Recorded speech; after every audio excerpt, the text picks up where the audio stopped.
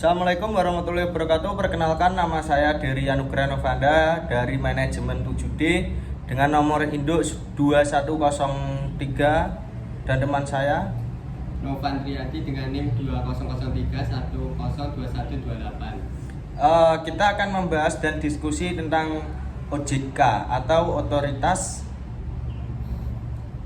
Jasa Keuangan dalam mata kuliah bank dan lembaga keuangan lainnya. Jadi Mas Dery, menurutmu apakah OJK berhak menutup lembaga keuangan dengan hak-hak tertentu? Menurut saya berhak menutup lembaga keuangan tertentu jika tidak memenuhi syarat. Contohnya seperti penutupan lembaga keuangan fintech oleh OJK adalah untuk menjaga stabilitas dan keamanan sektor jasa keuangan di Indonesia. Penutupan lembaga keuangan fintech yang tidak memenuhi syarat atau tidak mematuhi peraturan dapat menimbulkan resiko bagi masyarakat yang menggunakan jasa tersebut, seperti resiko kehilangan dana atau resiko penipuan. Emang siapa sih pemimpin OJK itu? Untuk pemimpinnya, Ketua Dewan Komisionernya OJK adalah Mahendra Siregar. Rabu ini melantik dan mengambil sumpah jabatan 16 pimpinan satuan kerja pejabat level deputi komisioner dan kepala departemen sebagai upaya proses transformasi penguatan organisasi OJK per 1 Februari 2023, Mas Novan. Emang OJK memiliki kaitan dengan kemitraan karyawan? Sangat berkaitan karena OJK sendiri adalah badan dalam pengawasan Kementerian Keuangan.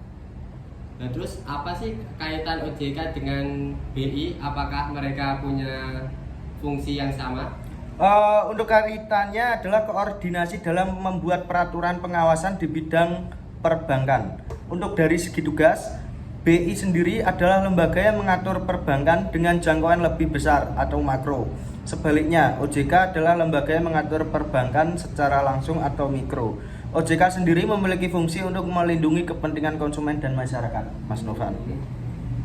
Lalu sebenarnya OJK itu apa sih?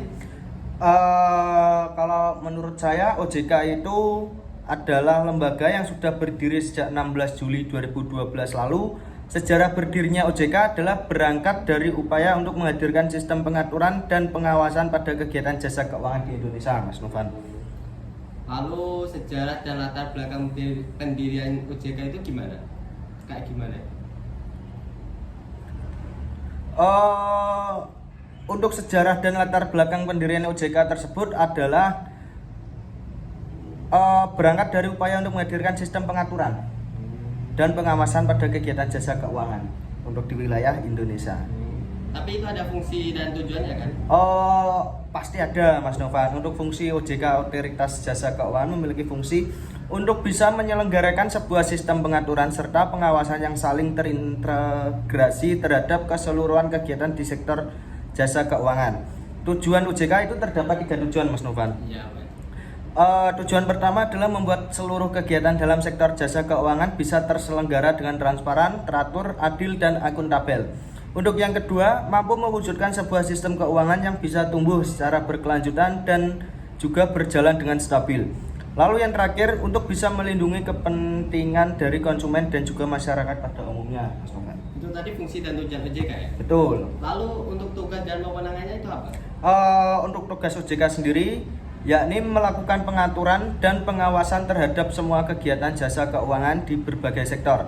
Sebut saja sektor perbankan, sektor pasar modal, sektor industri keuangan non-bank atau IKNB.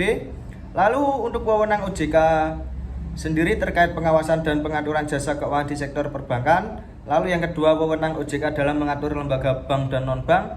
Lalu yang terakhir adalah wewenang OJK dalam mengawasi lembaga bank serta non-bank. Jadi begitu, Mas Novan, penjelasan untuk OJK sendiri. Terima kasih untuk informasinya. Sama-sama, Mas Novan. Baik, terima kasih. Sekian diskusi dari saya dan Novan. Kurang lebihnya kami mohon maaf. Wabillahi taufiq wal hidayah. Wassalamualaikum warahmatullahi wabarakatuh. Waalaikumsalam warahmatullahi wabarakatuh. Yuman.